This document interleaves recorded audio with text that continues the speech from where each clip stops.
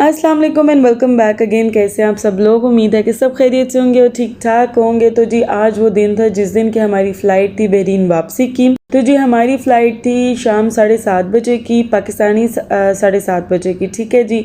तो जैसा कि आपने लास्ट व्लॉग में देखा कि मैंने सारी तैयारियां कर ली थी, बैग पैक हो गए थे, कपड़े भी प्रेस कर दिए थे, इवन शूज़ और सॉक्स सब रेडी करके मैंने रख दिया था ताकि सुबह जो है ना मैं आराम से उठूँ और किसी किस्म की मुझे टेंशन ना हो और बस हम लोग सिर्फ तैयार। सबके कुर्बान, वेरी गुड। ये किसने?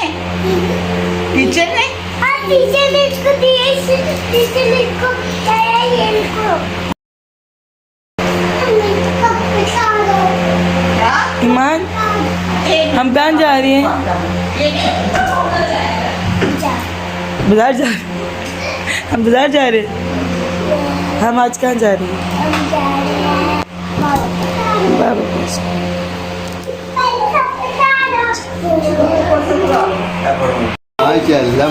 उसने इसलिए दिया, खाना खाया इसने, पागल।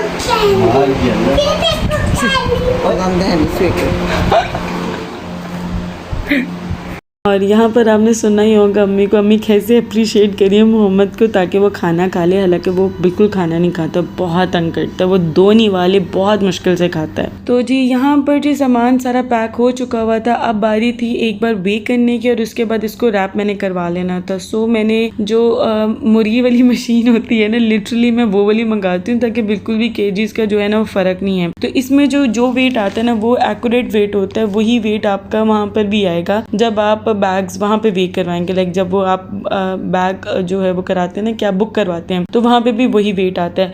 सो यहाँ पर मैं अपने बैग्स को वे कर रही हूँ और घर पे इससे पहले भी जब मैं पैकिंग कर रही होती हूँ ना, तो मेरे पास एक मशीन है जो भाई ने मुझे ला के दे दी हुई है कि जब भी मैंने आना जाना होता है ना तो मैं उस पर वे करती रहती हूँ। सही है। तो उसमें कभी कभी इनएक्यूरेसी आ जाती है, सो इसलिए मैं लास्ट में ये वाली मशीन अब्बू जाते हैं लेकर आते हैं, तो फिर मैं जल्दी जल्दी से वे कर लेती हूँ और उसके बाद ये मशीन हम फ़ौरन वापस भी भिजवा देते हैं क्योंकि आपको पता है उन्होंने भी काम करना होता है। खैर बहरहाल यहाँ पर जो है मैं जल्दी जल्दी से बैग्स वे कर रही हूँ और आप देख रहे हैं कुछ केजीज का फ़र्क आ रहा है। इनफैक्ट सिर्फ ग्राम्स का फ़र्क आ रहा है। सिर्फ एक बैग है जिसमें मेरे 1.5 जो है केजी कम है, उसमें मैंने ज़्यादा डालना है और ये देखिए 31 केजी इसका वे आ रहा है इस बैग का। तो फिर मैंने क्या किया, इसमें से थोड़ा सा सामान निकाल के जिस बैग में कम था उसमें मैंने डालकर 30 केजी के सारे कर दिए थे और इस बार मैंने खुद ही से ना हर बैग में 2-3 ग्राम्स ऊपर रहने दिया। मैंने कहा मैं इतनी यूज टू हो चुकी ना, मुझे कोई फ़र्क नहीं पड़ता है। सो ये इतना मुझे इस बार कॉन्फिडेंट था कि नहीं कुछ होगा और इंशाल्लाह अल्लाह का शुक्र है हुआ भी नहीं। ये वाला आ जाएगा नहीं आगे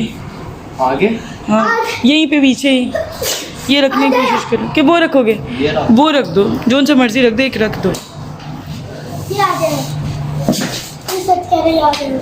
आप लोग चलो जाओ, मुँह हाथ वगैरह दो। बेशक रात को जाना है, रात को नहीं जाना बेटा, शाम को जाना है।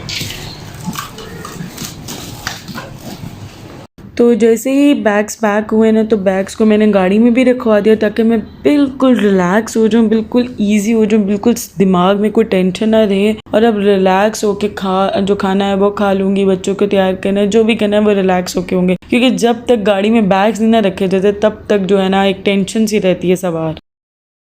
तो जी फाइनली ये है जी मेरी छोटी सी प्यारी सी अभिया और इसको मैंने रेडी कर दिया था जाने के लिए। तो जैसे ही मैंने इसको रेडी किया है ना तो फ़ौरन से पहले जो है वो लाइट चलेगी और वो जो कंफर्टर आप देख रहे हैं ना पीछे आया हुआ, ये मैंने लेके जाना था, फिर मैंने इसको छोड़ दिया क्योंकि सामान बहुत ज़्यादा हो चुका हुआ था। इससे पहले कि कोई मसला होता तो मैंने जो है कंफर्टर को सोचा कि घर पर ही छोड़ जाती हूँ। और यहाँ पर मैं अभिया को चुन्नू मुन्नू से फ़ोटोशूट करते हुए और अभिया ठीक ठाक रोते हुए।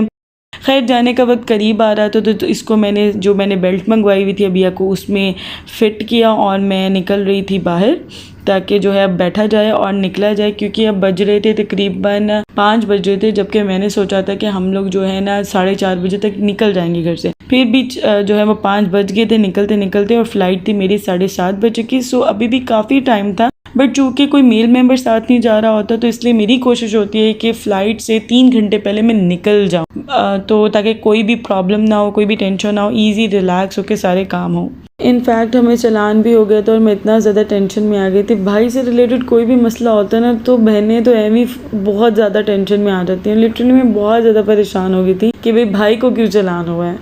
खैर अल्हम्दुलिल्लाह हम लोग एयरपोर्ट पहुंच चुके हुए थे और भाई को यहाँ पे इस वक्त इतनी टेंशन हो रही थी। वो कह रहा था टाइम बहुत शॉर्ट है, बहुत लेट हो गया। तो मैं कह रही थी नहीं अभी बहुत टाइम है, रिलैक्स हो जाओ। 7:30 बजे की मेरी फ़्लाइट है, इसलिए नो टेंशन, बस इजी हो गया आराम से। बस सामान मेरा जो है वो ट्रॉली पे रखो, और एक ट्रॉली पर तो सामान आ नहीं था रहा। खैर भाई ने मिलकर जो है ना वो 2 ट्रॉली में सामान रखा, और उसके बाद जो है मैं आगे प्रोसीड ऑन कर गई। अच्छा, यहाँ पर इस बार पीए वालों ने कोई मुझे तंग किया। आप लोगों को पता होगा कि मैं जो है मसाले पाकिस्तान से लेकर जाती हूँ, क्योंकि मुझे यहाँ बहरीन के मसाले बिल्कुल समझ में नहीं आते, ना ही उनमें मुझे वो टेस्ट समझ आती है। तो इसलिए मैं पाकिस्तान से ही मसाले लेकर जाती हूँ, तो जिनमें मैंने बेकिंग सोडा भी रखा था। अब हुआ यूँ कि बेकिंग सोडे की वजह से उन्होंने मेरा पूरा बैग खुलवाया। अगर आप लोग सोचते हैं ना कि कपड़ों के बीच में चीज़ें रखेंगे तो उनको समझ में नहीं आएंगी, दिखाई नहीं देंगी, तो जी ऐसा कुछ भी नहीं होता है। स्कैन में आपको हर चीज़ नज़र आ रही होती है वाज़े, बल्कि आप भी देख सकते हैं। सो इसीलिए कोई ऐसी चीज़ हो ना तो उसको उस जगह पे रखें जो जगह एसेसिबल हो,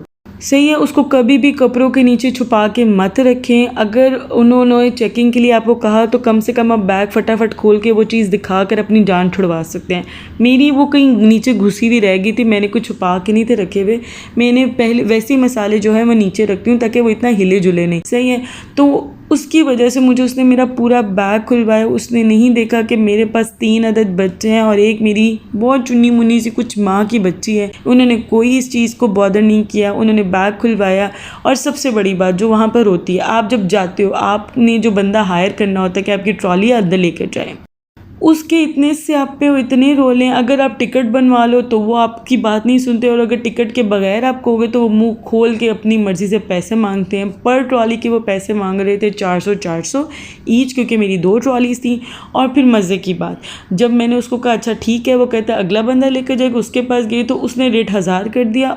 अच्छा, मैंने कहा अभी तो आपने 800 कहा था। खैर तीसरे बंदे को उन्होंने मुझे हायर करके दिया, और जो बंदा मुझे अंदर लेकर गया वो कहता मैं आपसे 1500 लूँगा। मैंने कहा यार भाई आप लोग सेंसेस में तो हो, कहाँ बात शुरू हुई और कहाँ तक पहुँच गई। मैं इससे पहले 2 बार बहरीन जा चुकी और दोनों बार मैं ज़िशान के बगैर गई। वहाँ से मैं ज़िशान के साथ आती हूँ, तो ज़िशान के बगैर जब मैं जाती हूँ मैं 500 देती हूँ और मेरा सामान बुक करा देते हैं। पर लिटरली इतना मैं जलील हुई है ना, इस बार PIA वालों ने भी जलील किया, और जो वो वहाँ बंदे होते हैं आपके सामान लेके जाने वाले, उन्होंने अलग जलील किया। हालांकि एक बैग में 2 बैटरीज थी। उन्होंने मुझसे पूछा भी, जब वो स्कैन कर रहे थे ना, तो उन्होंने कहा इसमें क्या बैटरीज है। मैंने कहा हाँ जी बैटरीज है। आप लोगों ने देखा होगा अयान की बड़ी सी लाल रंग की कार है, तो उसकी बैटरी ख़राब हो गई है, तो उसकी बैटरी मैं लेके जा रही थी। अच्छा, उन्होंने वो वाला बैग नहीं खुलवाया, उन्होंने वो वाला बैग खुलवाया जो कि एक तो सबसे मुश्किल बैग था और जिसमें इंतहा का सामान था। उन्होंने वो खुलवाया, और फिर उसको पैक करने में जो मेरी खबारी हुई, क्योंकि I can't rely on the बंदे जो मुझे लेकर जा रहे हैं ना मेरी ट्रॉली, उन पर कभी मैं रिलाई नहीं कर सकती।